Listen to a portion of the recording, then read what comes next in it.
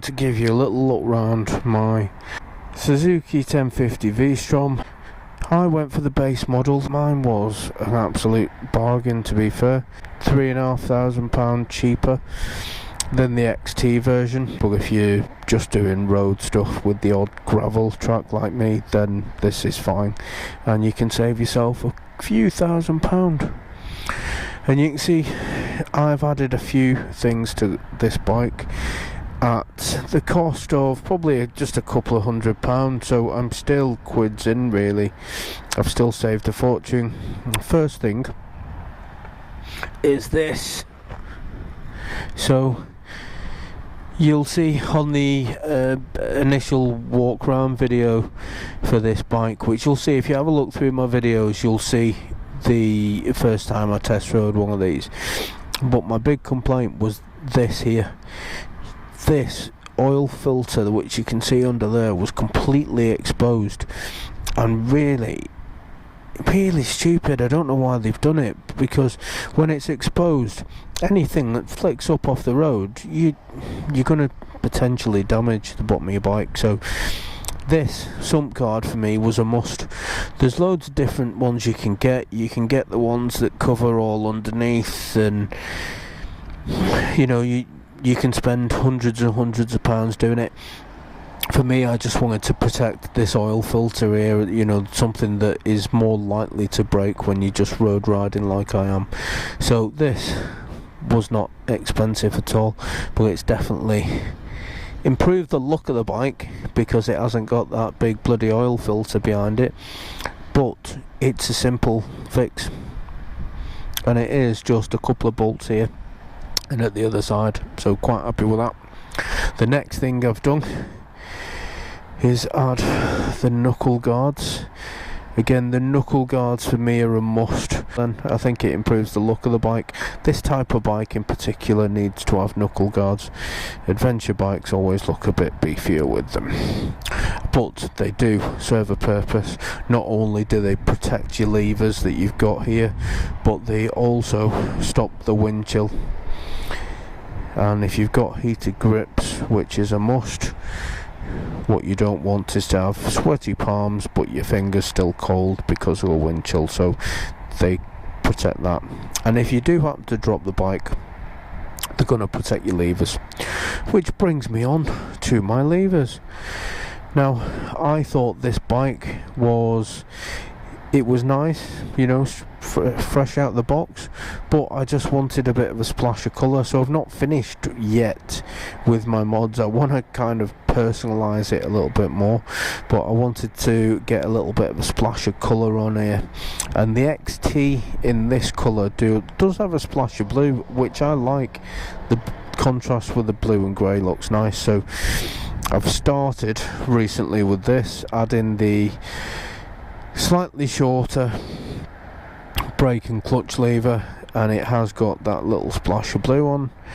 I've also gone for the little blue stickers there, just to personalise it a little bit, make it my own. And there is the GILLYBIKE sticker. I've not finished yet. I'm going to get some additional stickers on the side here, just again personalising it, making it my own so it stands out a little bit. But ultimately, when you compare this bike to the XT bike, even with sump guards, knuckle guards, new levers, sat nav, which I've got, my phone case, the GoPro that I'm filming on now, the Insta360 which I've got here, all of this added together is still saving me a couple of £1,000 from the XT version, and it does everything that the XT version does on the road, which is what I use it for. So for me, it's a no-brainer. If you want a bike for the road, don't buy a bike that's capable of going off-road for more money. That's just stupid, and it's a waste of money. And it is an utter waste of money. You don't need a bike that can go off-road if you're never planning to go off-road. And the exhaust, just to talk about this exhaust briefly, I know a lot of people with the V-Stroms do go out and get the exhaust changed because they want something a little bit beefier. I personally think that the best looking exhaust I've seen on the V-Strom is the standard exhaust. I think when you get a thinner pipe on there, it just doesn't look as nice. I know it's a personal preference, so don't all shout at me, because I know some of you will have changed the exhaust, and yeah, they might sound better, but it still sounds good. Still has a nice rumble to it. This is my V-Strom. I'm going to take you for a little ride on it, and yeah, you can see why I love it so much. I've already done the initial impressions on this bike, so I'm not going to bore you all to death with that same kind of stuff, because if you want to see it, just have a look at the initial impressions video that I've already put on. I'm short. I do like to think in my mind that I'm average height, but I'm not. I'm 5'7.5", 5'8" if I've got me big boots on, and I can get 1 foot down flat, or I can be on the tiptoes of both feet. It's not really great for off-roading because the ground being uneven, if I put my foot down in a little bit of a hole, then I'm going sideways and the bike's going on top of me. So that's not great, but I've said countless times, this for me is just a road bike that I don't mind taking out in the winter and getting dirty, as you've seen on the walk round of the bike, and I do use it all year round. Since I've got this bike, it's done a couple of thousand miles, but on the trip computer there you can see I've been averaging 55.9 miles per gallon. I'm getting over 200 miles on a tank. You can throw this round like any other bike, and it's a nice comfortable ride. I've said many a time, I'm still very pleased with my purchase of this bike, and I genuinely am very pleased with this bike, because for me, there's so many bikes out there, but this just suits me down to a T. It's all well and good having a bike with loads of chrome on that looks beautiful in the summer, but you take it out in weather like today, you take it down the road filthy. This, who cares if it gets filthy? I'll just hose it down when I can be bothered, because it's a workhorse, and it's Suzuki, so it'll be nice and reliable for you. This has certainly been nice and reliable for me.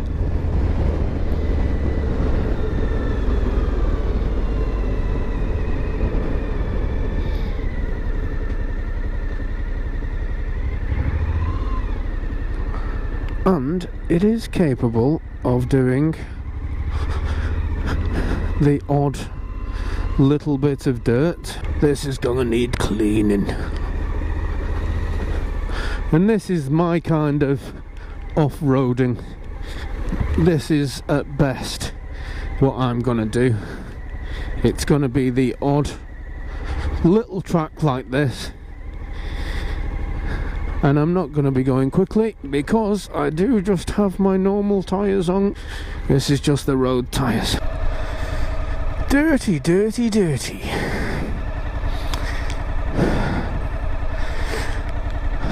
And I can tell you something, I most definitely would not have took one of my cruisers or my naked sports bike down here, but this bike can do it, and I'm sure if you were any good at off-roading, you'd do it a lot faster than me. But I just like that this bike can do stuff like this, and I don't have to do it quickly.